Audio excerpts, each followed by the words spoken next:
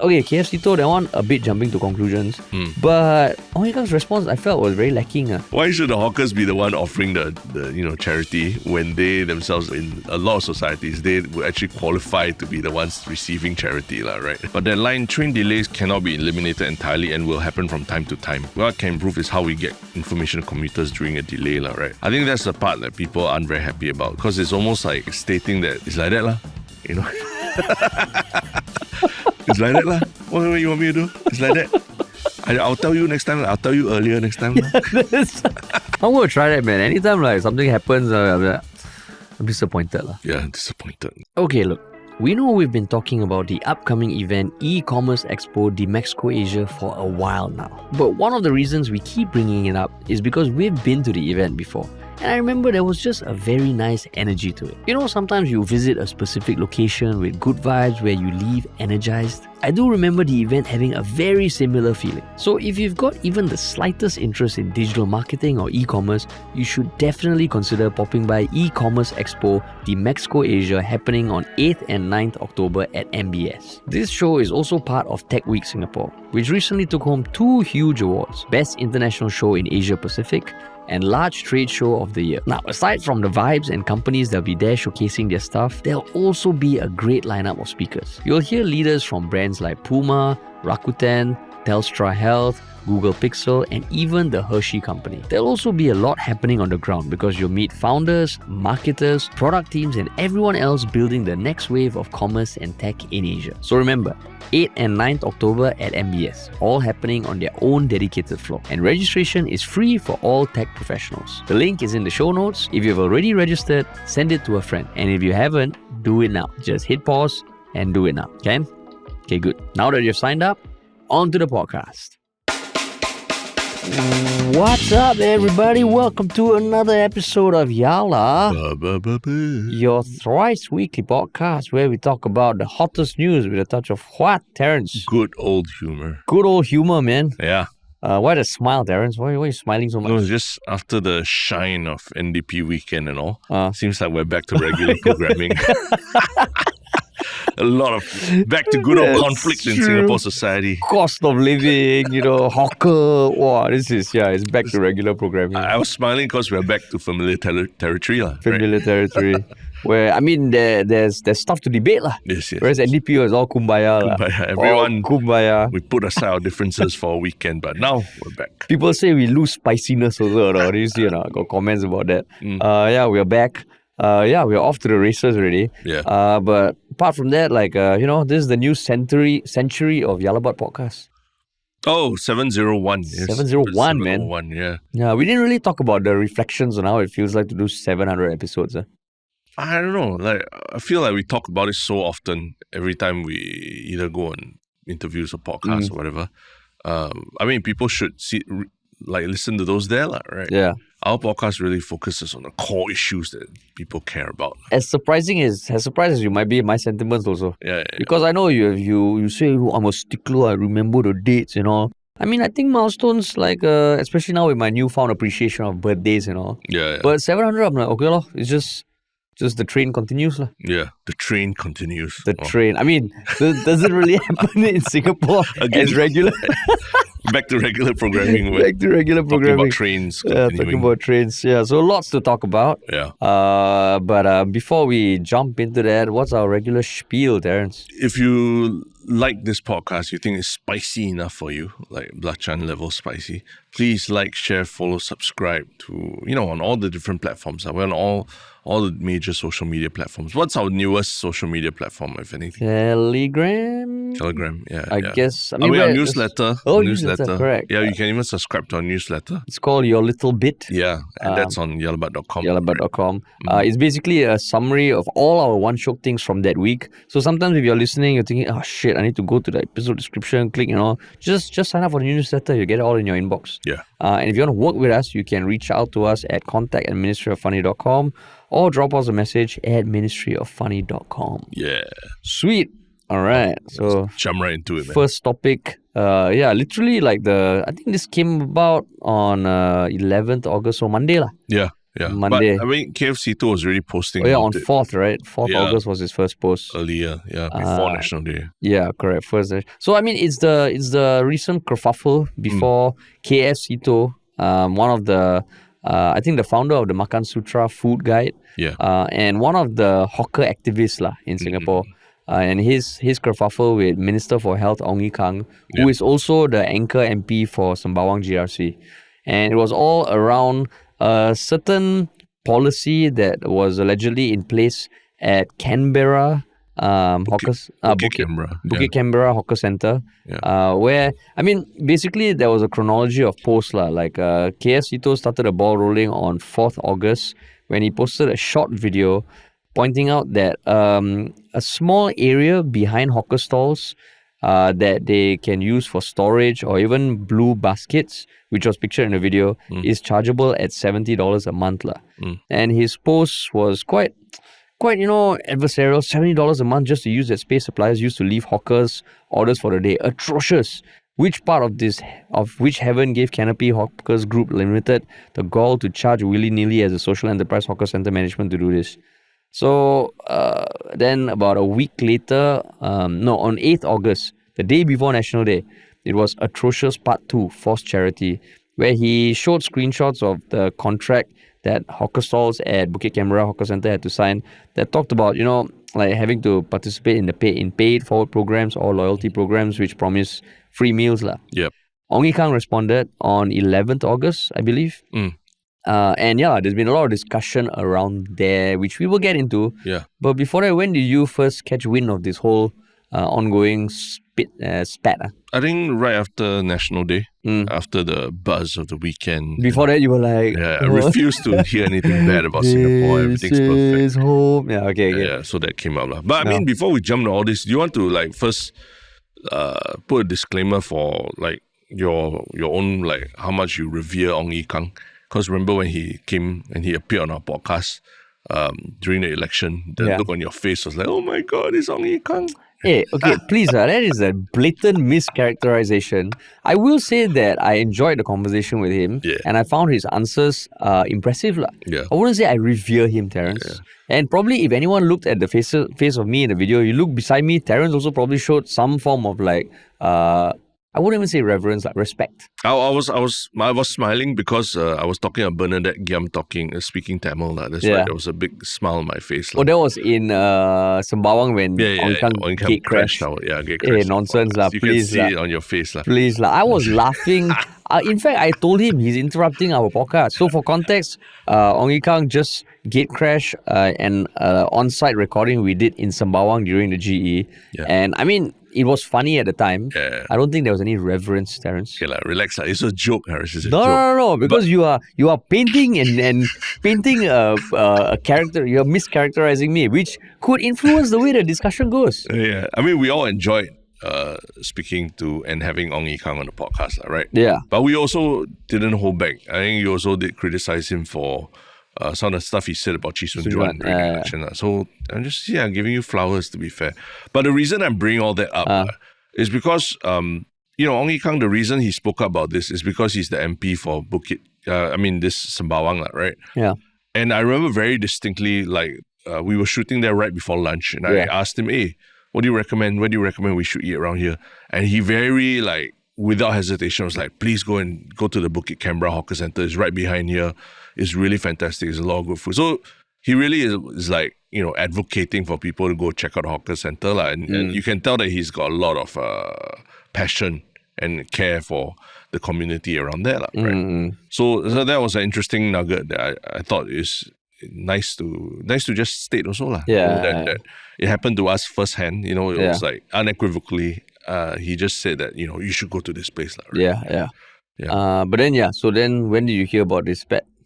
Right, National Day. Yeah. So you were just saying that just to set the context. No follow-up after that. Set the context that why Ong Ye Kung is responding, because I think you didn't mention that he's the MP of Sembawang. I did. I said he's the anchor MP of Sembawang. Okay, sorry. Yeah. But I mean, okay, I'm just explaining the link between him and this Bukit Canberra Hawker Centre. Because for a while, it escaped me. Why is Ong Ye Kung speaking about this as Minister of Health? Actually, he's a very, very big advocate for that hawker centre. Correct. But yeah, I took notice of it because of social media, what Seetoh was posting, and it sounded ridiculous, especially the blue box thing, because there was an image of like what the blue box looked like, and it looks like any kind of like supplier basket that you find at hawker centers, right? Yeah. So it did make you think like, wow, this is kind of ridiculous that you have to pay $70 for this. Yeah. So I mean, there was that allegation, and just to build a bit more on the second thing I mentioned, which was what Seetoh labeled as forced charity. Yeah. Basically, it was a screenshot of the hawker's contract that stated the stall tenant shall participate in the Pay It Forward program as implemented and or directed by the company, i.e. the company operator, and set aside 30 meals a month at the stall tenant's own expenses towards the said Pay It Forward program. Then the second thing is the stall tenant shall participate in loyalty program under the company's CRM system. Again, the company is the hawker center operator, and set aside 30 meals a month at the stall tenant's own cost and expense towards the fulfillment of meals awards through the company's loyalty program. So those two were the allegations, lah. And Ong Ye Kung came out and responded on his own post, saying, in the past week I was alerted to a series of online posts by Seetoh. I took an interest as this hawker center is in my constituency. So basically, the first claim that hawkers are charged $70 a month for the use of a blue basket to store their supplies, he said, and I quote, "This is not true, as there is no such practice of charging for the use of the blue baskets at the back of their stalls." Second, it was also claimed that the hawkers must provide 60 free meals per each month, which is the Pay It Forward and the loyalty program. So he said that when the centre first opened, the stall owners agreed to provide 30 meals a month for low-income residents, subsequently adjusted to 100 meals over a 3-year duration, which is their lease, and that there are no penalties that if they are unable to provide the meals. This well-intentioned initiative was meant to encourage our hawkers to pay it forward. In any case, the initiative has yet to commence. Then he went on to say, like what you said, hyping up the hawker centre, said he appreciates Seetoh's concern for hawkers, but, let's do so without putting down anyone, whether they are patrons, hawkers, the hawker centre operator, or government agencies. That was his post. Only one post, lah. And Seetoh responded after that. But what do you think of that post? Ong Ye Kung's post. I mean, the bigger thing for me is, he posted, that's his understanding of it, right? The bigger thing for me was about how the media reports reported what Ong Ye Kung said, right? And a lot of times they mentioned the word rebut. Ong Ye Kung rebuts what Seetoh said. There was also debunk. Yeah. So Asia One says Ong Ye Kung rebuts Seetoh's claims, right? Straits Times also. Straits Times also, Ong Ye Kung rebuts complaints. Mothership is Ong Ye Kung debunks Seetoh's claims. So the use of the word rebut and debunk and all that almost kind of paints it like it's fake news, right? Like it's not true, right? But I think what actually happens is a lot more nuanced, right? And we can go into the weeds about discussion between the blue box and the cabinet and all that. But that's only if you go into the weeds. But the way it's been portrayed in the news articles almost sounds like Ong Ye Kung, put down a definitive statement about what the actual situation is. And even if you read his statement, there's still some questions about it, right? I do have some questions about, for example, saying that hawkers are charged $70 for the use of a blue basket. But he said there's no such practice of charging for the use of the blue baskets. But, the subsequent receipts that Seetoh brought is that the hawkers are charged $70 for the use of a space, right? At the back of the store, regardless of whether they are putting the blue baskets or more permanent kind of fixtures like shelves there, right? So that's where, it sounds like he's very comprehensive here, but there's still a lot of gray areas even in the statement that he put out. How about you? Were you convinced by his statement or? No. I thought that was the first of a few statements. But that's been his only statement for 2 days. And the same thing about the articles. Initially, before I started diving deep, I was thinking, okay, my initial thought was like, okay Seetoh is wrong Yeah. But of course, having done this for so many episodes, media is one thing, but when you dive deep, I mean, okay, so I think KF Seetoh also a bit jumping to conclusions because factually he is wrong to a certain extent. Yeah. He said they are charged for the blue baskets. Basket, yeah. They are not. Yeah. And I think that was what the articles clarified, that apparently even from the hawker center operator, they said if the deliveries are done overnight and is removed, they close one aisle. Yeah. It's only like a permanent space where they want to put like storage or something. And CNA interviewed 6 hawkers and some of them said they don't use the space because during the day they will move stuff out to give them space in the stall. But then before they close up, they bring it back in. Yeah. So I mean, okay, KF Seetoh, that one a bit jumping to conclusions. But Ong Ye Kung's response I felt was very lacking. And like there one statement that you pointed out, right? He said, yeah, they are not charged. But he missed out the other detail that there is a charge. There's a charge for rental of a space. Right? Yeah, which, I mean, I don't think it's an unfair thing. It's not fair, yeah. Yeah, it's not forced on the hawker. Yeah. But when you just, say so blanket, there is no such practice, maybe that's why the mainstream media always like, oh yeah, Ong Ye Kung say must be correct one. Yeah.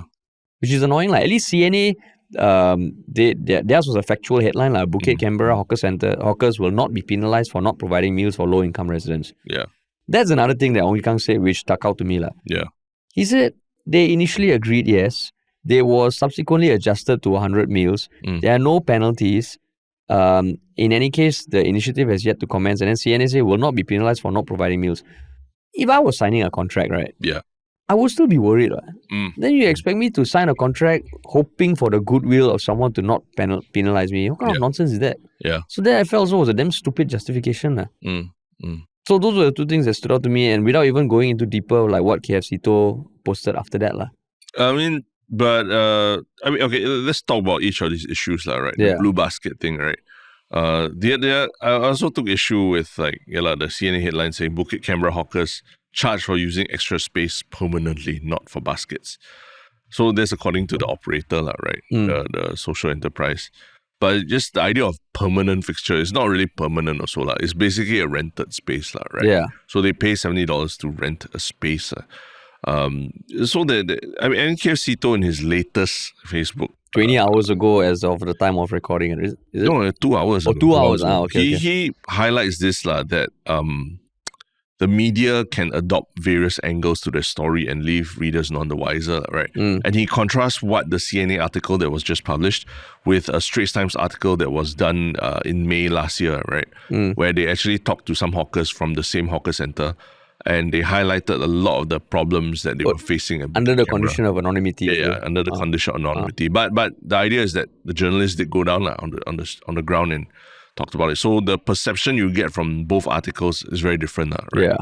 So I think this is where, even us as readers and all that, and the general public, we also have to take what we read in the newspapers with a little bit of grain of salt, right? So that's, I think that's one thing about it. But the blue basket thing, I mean, you said that there's no issue, right? If hawkers need to pay to rent a space and behind the stores and all, you have no issues with that, right? No, as in no issue in the sense that, okay, if it's upfront, the hawkers make the choice. Yeah. Of course, I don't know what the space is for the stall and all. Yeah. I think you can argue that. But to me, if it's like, okay, there's a charge you don't want, and seems like some hawkers don't need it. Yeah. So then if they can save that $70, which would otherwise be on a blanket rent, I think got no issue. Yeah. For you? Yeah, generally, I think if you want to use a space, especially if it's along a communal walkway or something like that, right? There needs to be either some regulation about it, or if you want to use the space, you have to. It's extra space, right? They're using for storage as well. Yeah. And you typically have to pay for that as a business, right? Yeah. So the one I actually don't have that big an issue. But the one about the providing a free meal, so I think that's where it gets a bit more contentious, right? Because even the CNA article that was published just recently, they said that it seems like a lot of hawkers do want to provide free meals, and they already do provide free meals for lower income residents and all that. It's an act of charity, right? So if it's just a point in the contract that they also do it, what's the big deal? They say we also have to sign, we have to read the contract and sign it, right? If you're not happy with it, don't sign it, right? Yeah. So what do you think is the issue there when you say that it's very stupid. You say it's very stupid, did you say? No, I said, the headline saying will not be penalized for not providing meals for low-income residents, which was by Ong Ye Kung. Yeah. It's like, the minister say, but then what's stopping the operator from actually enforcing it? Correct. If it's in the contract. Yeah. So that's why it feels like, already, I also feel like it's weird to ask hawker centres to pay it forward contractually. Yeah. Which is where I guess the socially conscious hawker centre element comes in. Like this needs to be socially conscious. Yeah. So the pay it forward thing at the cost of the stall owner, you can argue that, if you don't want to sign contract, you don't sign. But to me, it's like, then why is the term there? Yeah, correct. Because, we are a service provider, right? We have signed so many contracts. We are very careful about the contracts that open us up to any risk because we've been fucked over by one contract. Yeah. Right? And if you're signing a contract with the expectation that, the person on the other side who is also signing a contract is a good person. Yeah.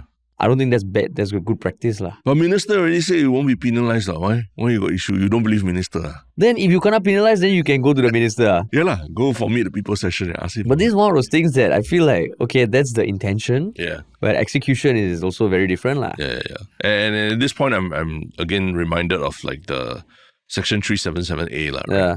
The point of it being repealed was because, it wasn't a good law, right? If there's a law in place in there, but it's not enforced. It was never enforced, right? I don't know whether it was never, but it was explicitly said by Shanmugam that they don't enforce it, right? Yeah. Then they decided to take it out because it opens up a lot of legal questions, right? If you have a law in there that is not enforced, then why is the law even there? And the spirit of observing the law, it becomes a joke, right? Yeah. So I think that's the same thing here about contracts. If the contract is nothing, if that particular line cannot be enforced and they're not going to be penalized, then why is it even in there, right? Yeah. But on the flip side, I was thinking about that, right? Maybe because these are social enterprise hawker operators, right? Maybe there is some kind of KPI that they have to meet to say that how many hawkers have committed to providing free meals for the lower income people. And because they need to get some kind of signature saying that the hawkers have committed to provide it, that's why they have to put it in a contract. And that's why it's in the contract like that. And, because it's already something that a lot of hawkers are doing, so the hawkers also don't really bat eyelid, they just sign it, right? So in some way, you need to fulfill a KPI. So you have to get the hawkers to sign something, and you just put in a contract for convenience. Yeah. Then would you say that that's a bad thing to do? That's damn stupid also. Because you think about it, even Ong Ye Kung said that this was a well-intentioned initiative meant to encourage our hawkers to pay it forward. Yeah. But haven't yet commenced. So then it's just talk on paper only. Yeah. And then, like I would imagine that, say, like when you contribute, you donate to whatever causes you've donated in the past, you do it out of your own free will. Yeah. I think it's more meaningful to you also. If I told you, hey Terence, you later go donate that $20, okay, even though you're going to do it yourself, you'll be like, hey, fuck you okay, I'll go do it myself. Don't make it seem like I'm doing it because you told me. Yeah. Right. So and this one, I think definitely I myself have seen, I think everyone has seen hawkers, sometimes they make an exception for a regular customer or someone clearly who needs help. Yeah. And I think that is the correct spirit. But when it's on paper, you take away the agency from the hawker also. Yeah. Which I think then it just defeats the purpose, especially when it hasn't even been commenced yet. So then it feels like all these operators, I'm guessing they have to bid to run a socially conscious hawker centre. Then they're putting all this fluff, we're going to do this, we're going to get all the signatures. But it doesn't materialize, then what's the point? Yeah. I agree that if it's just to hit KPIs, then it's also them wayang, right? Yeah. And then putting in a contract. The problem with putting in a contract, especially as a small business owner, the problem with having these kind of clauses in the contract is that right now it's when you have a good relationship with the operator, no issues, right? Everything's okay. But if there's some dispute happens, right, they could pull out this clause and say that, hey, you didn't fulfill this, and that's why we have to kick you out of the hawker center and break your contract. Oh yeah, correct. So that's the thing. I think when people who sign contracts, including us, small businesses that sign contracts that don't worry, just sign nothing will happen. Don't worry, That's gives us you and me. It gives us PTSD, lah, right? Yeah. So we went through that situation where we were assured that don't worry, lah, said, nothing this will be okay, won't lah. happen. Yeah, this won't happen, lah. Yeah, Won't happen. the company won't just disappear overnight, lah. Yeah, Right? they confirm pay us. It's in the contract. They have to pay us. Yeah. So I get PTSD when I read this kind of situations where people like, it's just a small part of the contract. I'm just saying that that's what you say now when your relationship is okay. Yeah. But just imagine worst case scenario when your relationship with someone that you work with that you trusted before is at its worst, right? And we've been in that situation before, right? Yeah. And then suddenly every line in the contract you had to scrutinize and get a lawyer to help you look at it, all that, and then it just adds up to cost and stress, right? Yeah. Which is why I would advocate also that if there's something in the contract that you really, that even it seems very minuscule and not important, then you should just either strike it off or take it out or ask to have it stated in black and white what the penalty will be, right? Yeah. And I mean, it also feels like all these small business owners, I mean, we live in media, we have gotten the chance to be educated and all, and reading contracts we did in our corporate world, there's a familiarity there. Yeah. For a lot of these older hawkers, I can't imagine them going through the contract and it might not even be their first language, So it just feels like that dynamic, the big corporate or the big company and the small business owner doesn't feel the fairest. Yeah. And that's why I think everybody who cares about this issue should read the article by the Straits Times last year. And it's rare that we, recommend people to read articles by Straits Times. But this was actually quite eye-opening in the sense that, they interviewed these hawkers where literally some of them said they didn't want to give their name for fear of repercussions from the landlord. And they talked about things like the budget meal and how it's enforced and how it really does affect their bottom line. Even the question about who should pay for discounts. I was surprised that even the loyalty program offered through the app by the company operating the hawker center, the free meals need to be borne by the owners. The discounts, the discounts by the hawkers. And then the operator said, because we want to incentivize people to come to make the whole hawker center vibrant and have more footfall. But it also feels a bit weird. This is the app that you are promoting as operator of this, and then you're enforcing it on the stall owners. That's also a bit weird. Yeah. There definitely should be, the operators should be the ones bearing the brunt of those kind of promotions, right? Or the shouldering most of the cost of it. But that same article I thought was quite interesting where they interviewed some academics about it as well. And then I think Walter Teixeira, the professor, right, who's often interviewed by mainstream media, he says that the hawkers shouldn't be the ones placed in the position of offering the charity because a large part of this group in most societies would qualify for some kind of charity themselves, right? Yeah. So he's saying that why should the hawkers be the one offering the charity when they themselves, in a lot of societies, they would actually qualify to be the ones receiving charity, right? Yeah. So I'm paraphrasing what he said, but that's essentially the point, is how come the burden of providing charity is placed on those people who might actually qualify to receive the charity themselves. And there's this perverse thing that we also spoke about last year, the great budget meal hunt. The budget go-where thing. Yeah. So the irony about this Straits Times article, which objectively is a very insightful article, one of the articles linked to it is $3.50 and below. Good eats at these 10 hawker and coffee shop stalls. Right in an article where the hawkers are saying, hey, this budget meal, we are losing money with every budget meal. And then that whole budget initiative, if you read the articles retroactively, right, you can understand the initiative. So for those who might not have the context, the Great Budget Meal Hunt was launched last year in January. There's a fucking website called Budget Meal Go Where, which is damn annoying. It basically crowdsources good meals at hawker stalls around the country. And they almost gametize it. They say, as long as you're above 18, you use SingPass, you can get stars and vouchers if you recommend stuff that is validated and verified. So I know our bone with it was okay, this one, you're already putting a bit of stress on the hawkers. Yeah. Then you're incentivizing people who might not need the actual budget meals to survive to go and hunt it out. Yeah. And then, but the intention of it was to help regular citizens get access to cheaper meals, which, in some way is like to combat the rising cost. Yeah. But then the people who bear the brunt of it again is the hawkers. Yeah. So it just feels like that's one thing that Seetoh said in his latest post also, that the issue is the system and most certainly not about politics, it's about Singapore. And just rethinking the whole ecosystem of the hawker stalls, which feels like it can't be that we are so sunk in the current system that this is the only way, right? Because it feels like there's something off.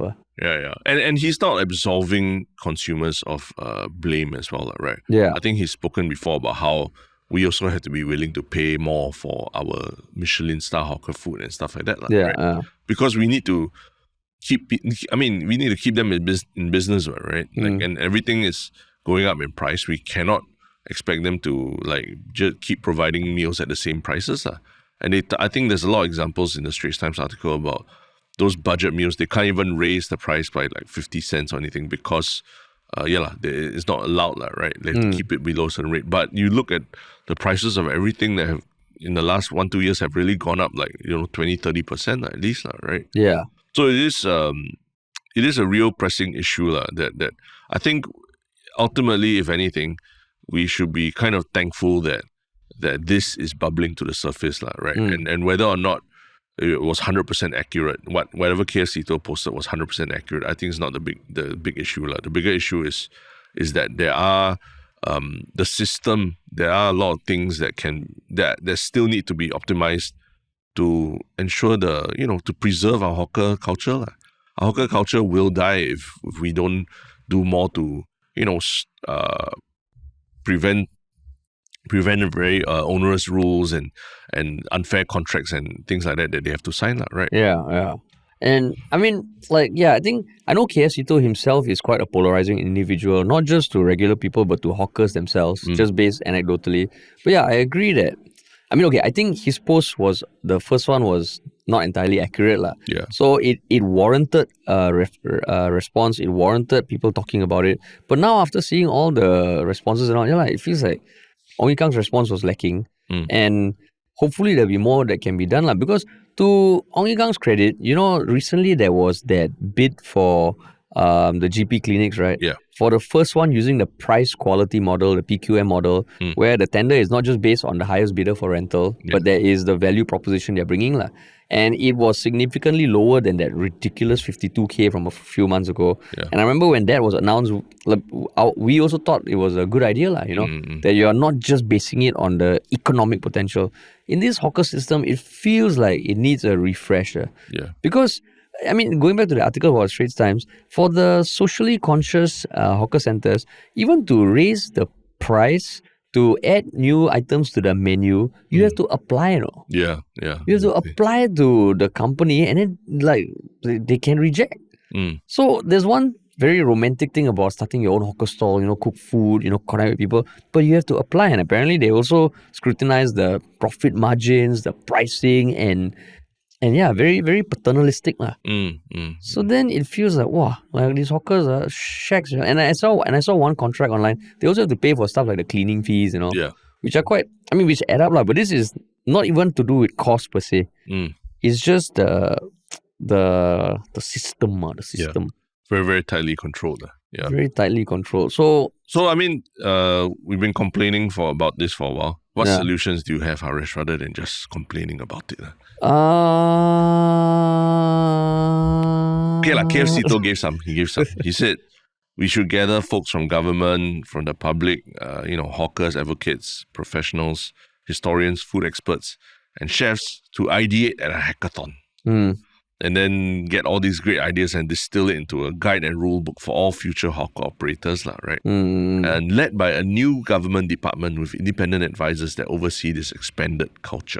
Yeah, I think that would be a great start. Yeah. Because it just feels like this one can be much better run. And speaking with a bit more context, even when we look at the media industry in Singapore, the policies around it and all, feels like who is coming up with these policies and who is coming up with the direction, and it's just missing the actual practitioners.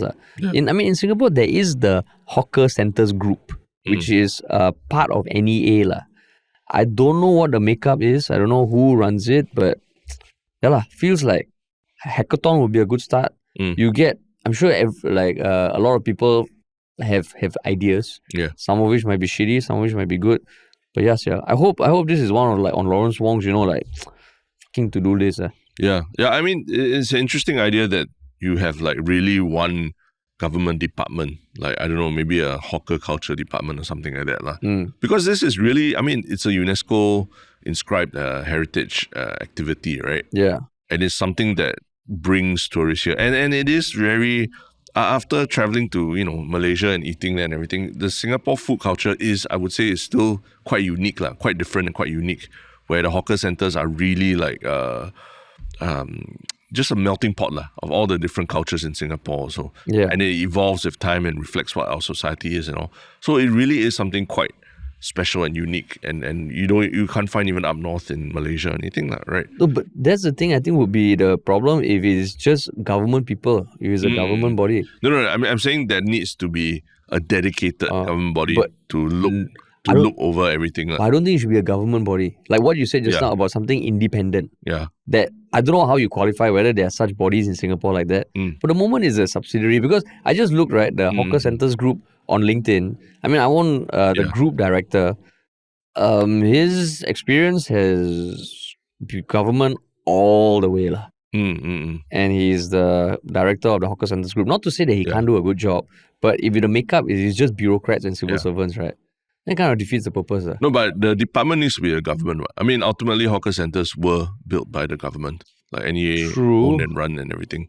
So I mean, there needs to be a body. But my point is now that it seems to be very spread out. Or at least there's no one body that you can really look to for everything, right? For managing this whole thing, but and even just the NEA. image of it. Technically, it's NEA. Yeah. But I mean, you think about it now, it's also spread out amongst all these social enterprise hawker centers and all. Yeah, it's NEA appointed. Yeah. So, and there's nothing that, NEA is also dealing with other aspects of our environment and all as well, right?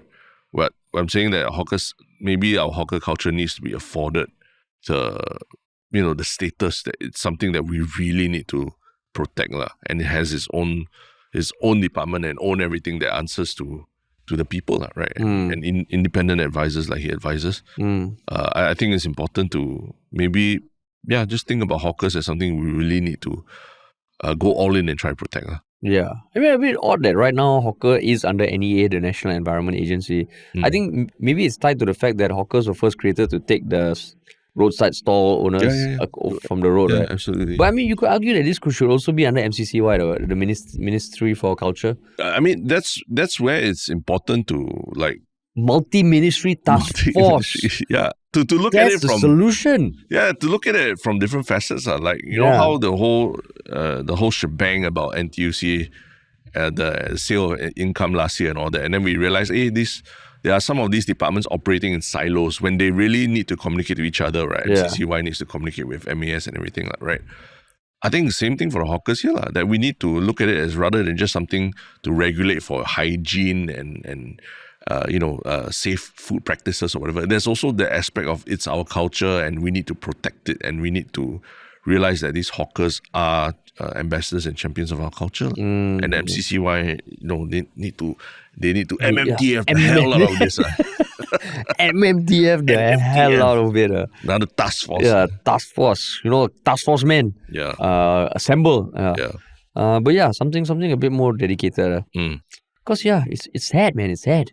Yeah. Also, I mean, I don't like seeing. I mean, I'm glad this surfaced, but it's watching this squabble between KF Seetoh and the Ong Ye Kung side also kind of takes away from I think when you start to go the weeds of everything, kind of, and he say, she say, it's not true, that's not true, kind of takes away from the bigger problem that we have, right? We should do the Ong Ye Kung versus 20 hawkers. Oh no, but he's not he's not from NEA. Yeah, correct. We imagine with that same thing, put one MP and 20 people around, then do that same flag thing. Yeah. That would be interesting. But yeah, man. So now Bukit Canberra Hawker Centre is not the only one that is in the news right now for people being unhappy about certain things. There's another group of people that also are very unhappy with a service provider. What is that group?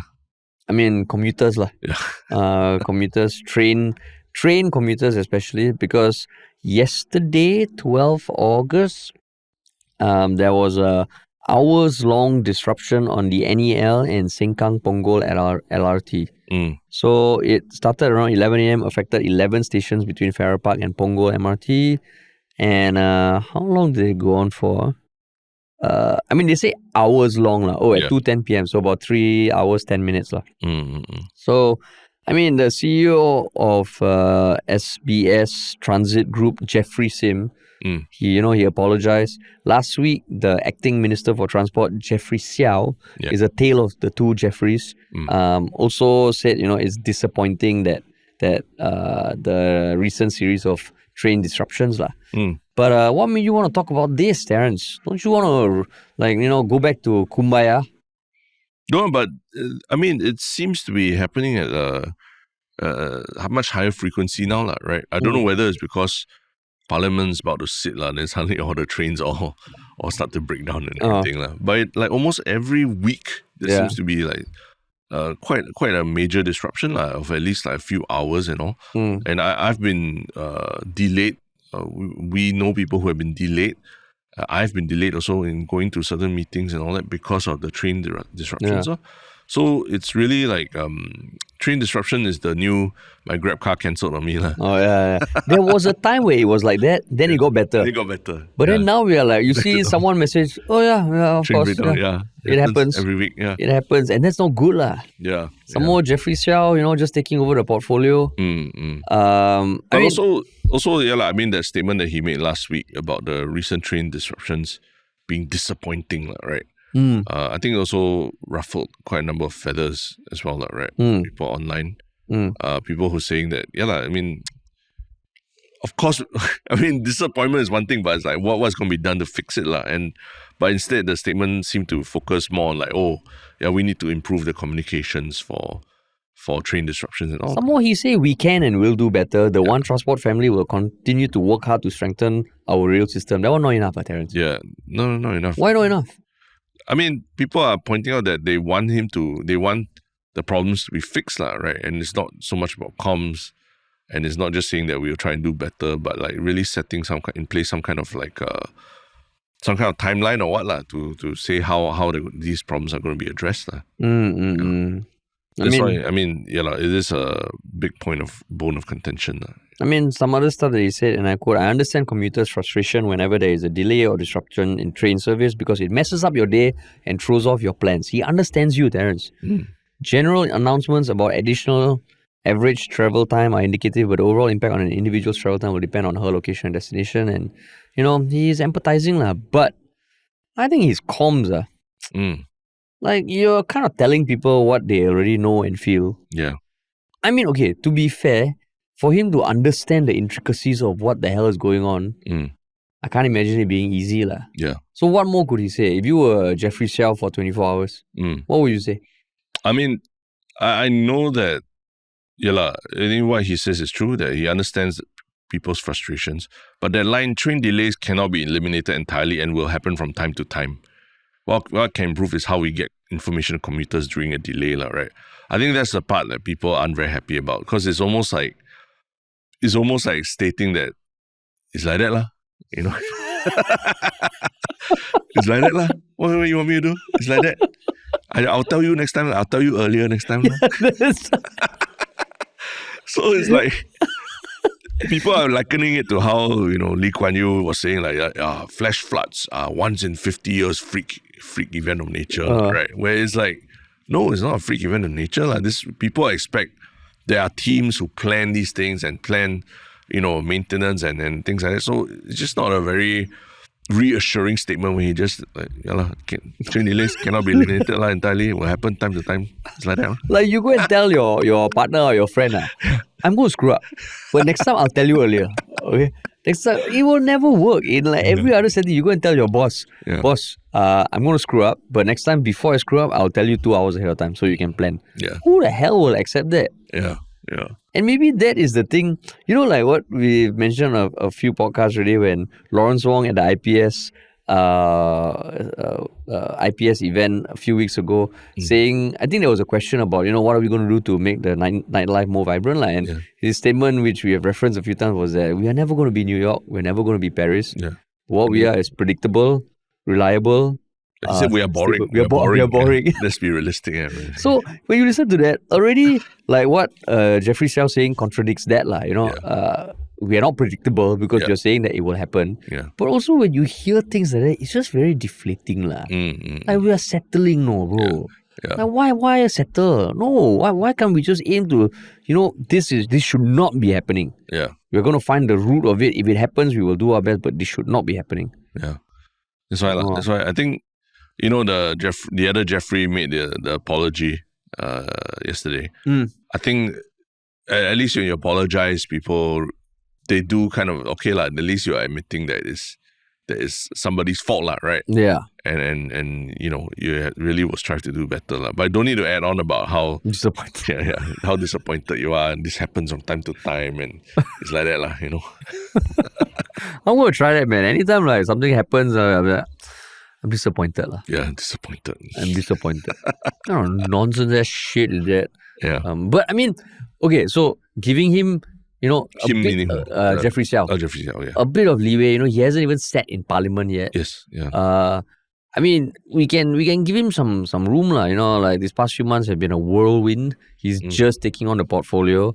And hopefully something changes, something comes out of it. Because, it was under, Chee Hong Tat, the previous Minister for Transport, took on the portfolio when there were a lot of breakdowns. And I think it also lessened during his time as minister, right? Yeah. So, because it did go back to a time where, it's not the expectation. But now it feels like, every week there'll be something happening. It's just whether you can or not. Yeah, exactly.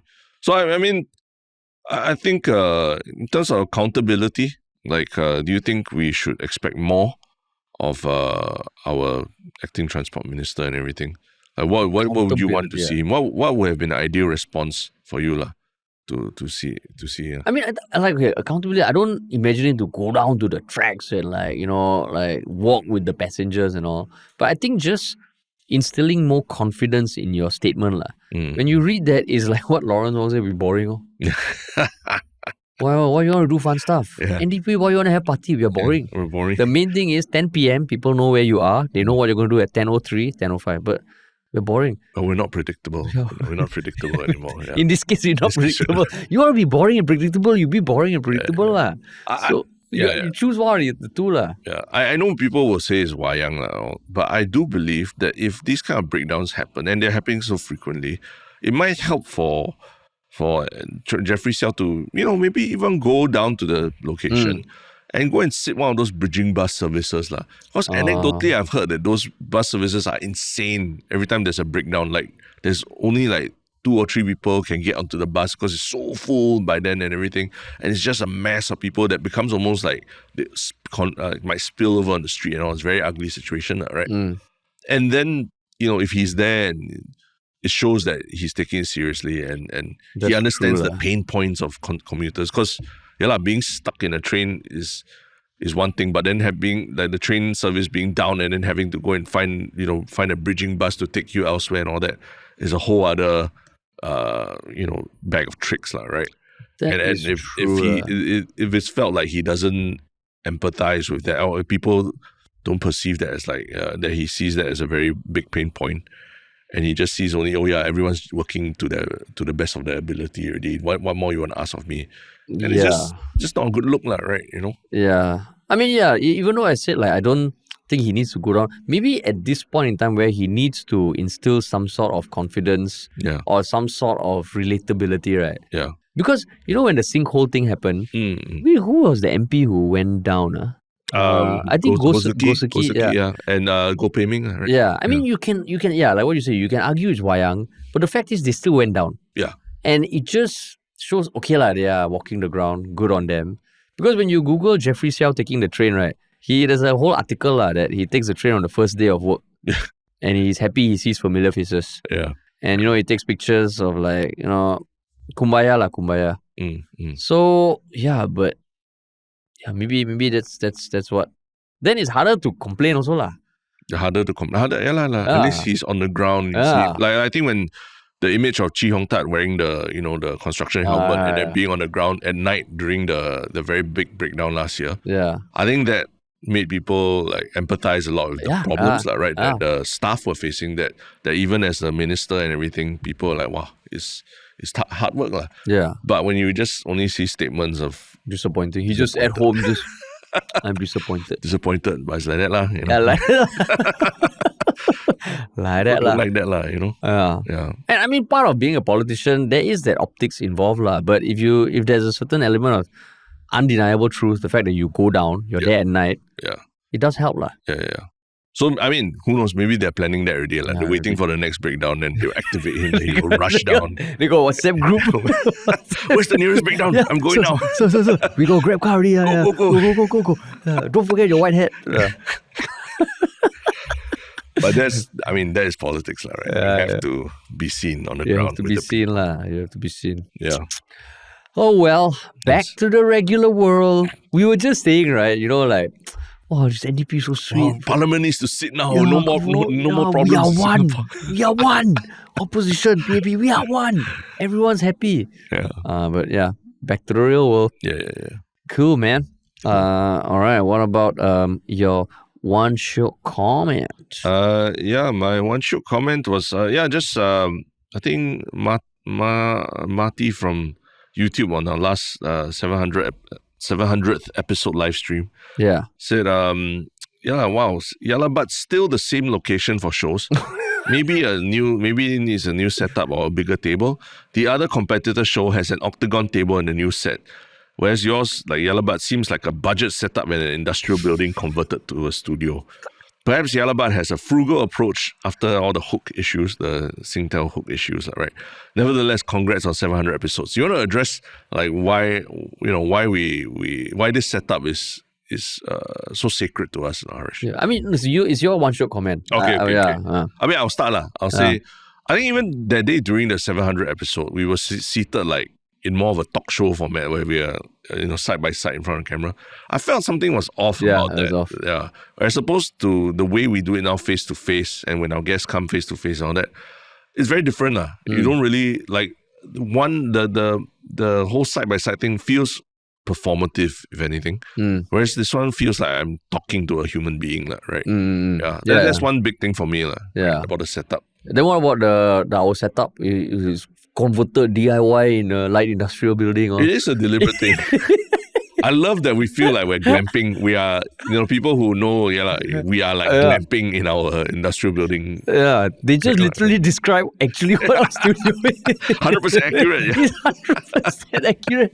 And I mean, you can argue it's frugal, but for us, I mean, if you go back and look at the episodes, you can see how the things have changed over the years. Yeah. And it does feel like our whole goal is to bring on people or even between us and have a conversation that feels like you're, at home.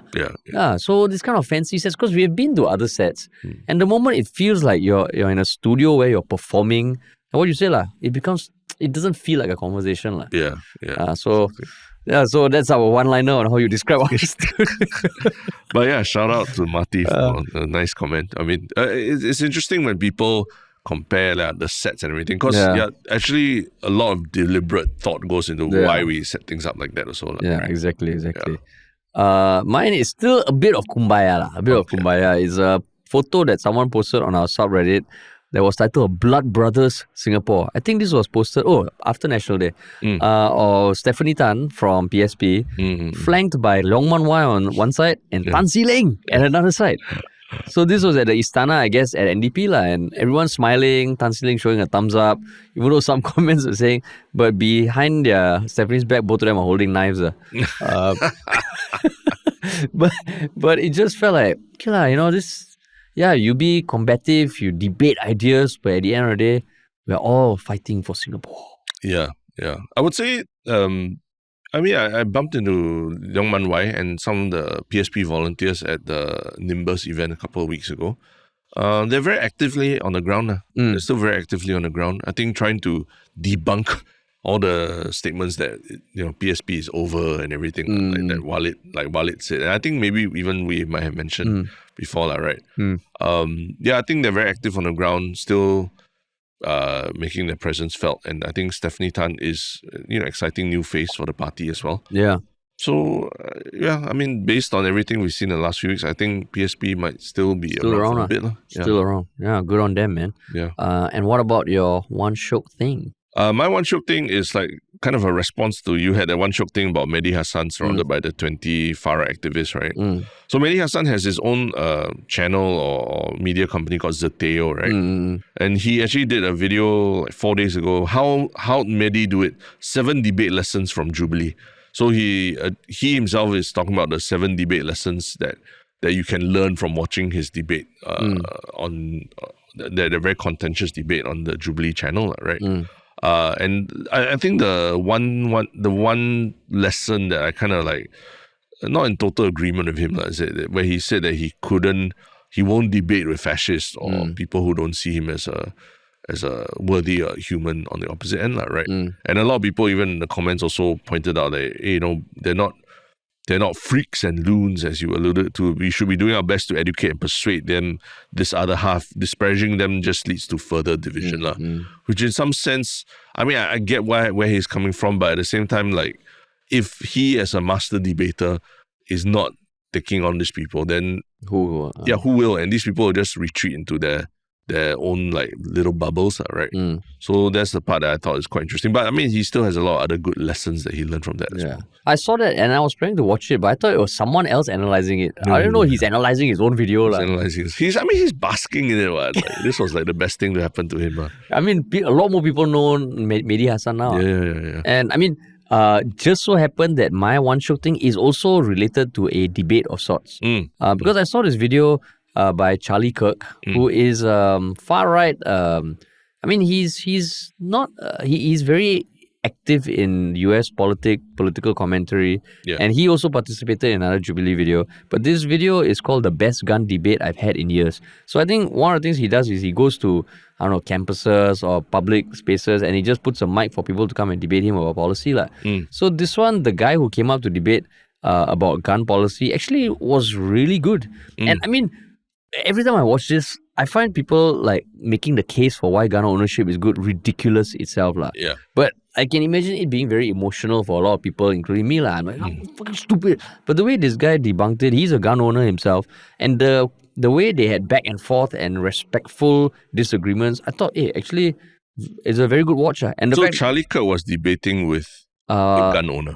No, with a gun owner. Okay. Who also wants more regulation. More regulation. Yeah. Charlie Kirk was saying less regulation. Okay. Then he put up all his stats that if you look at Chicago and Houston, Chicago's gun ownership is much lower than Houston, but the homicide rate is twice. Yeah. So Charlie Kirk, when I listen to it, I'm like, how does everyone having a gun make sense? But there are a lot of people who believe that. But the way this guy kind of debated Charlie Kirk, and I think he came out with better points, but there was no winner or loser. It was just like, after that, finish and go away. But I thought, wow, his counterpoints, smart guys, yeah. Guy, Charlie Kirk? No, the other guy. Oh, I see. Yeah. Okay. Because when Charlie Kirk says some of the statements, I'm like, dude, how the fuck does that make sense? Yeah. But the way this guy rebutted was with actual arguments and all that, to the point that even Charlie Kirk said, okay, that was a good argument, but here's where I disagree. So if you're in the mood for debate, both One Shiok Things about debate. Yeah. Well, I really don't know what's going on in America now. Yeah, it's nuts. Nuts. It's like, I don't even know, like... But apparently he has brought Algeria and what's the other country? For 35 years they didn't talk, but Trump now has brokered a peace deal. Yeah. Between Algeria and Armenia. Oh, Armenia and Azerbaijan. I see. Yeah, so they're trumping that lah. Yeah, trumping it. Trumping it. But yeah, just everything going on domestically is just like nuts. I don't even know what's real anymore already in that country. Yeah, it's nuts. But sweet, man. Sweet. All right, that's all for this episode. Remember, if you enjoyed the podcast, please share it with one person who has not heard of us. Yeah. Follow us on social media, Instagram, TikTok, Telegram, and our Your Little Bit newsletter. And if you want to work with us, please email us at contact@ministryoffunny.com or just check out ministryoffunny.com. Sweet. Thanks for listening, everybody. We'll talk to you all soon.